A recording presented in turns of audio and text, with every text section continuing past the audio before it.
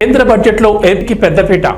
అమరావతి అభివృద్ధికి 15,000 కోట్లను ప్రత్యేక సాయంగా అందిస్తామని ప్రకటన. నేటి నుంచి తెలంగాణ బడ్జెట్ సమావేశాలు. పలు కీలక బిల్లులను సభలో ప్రవేశపెట్టనున్న ప్రభుత్వం.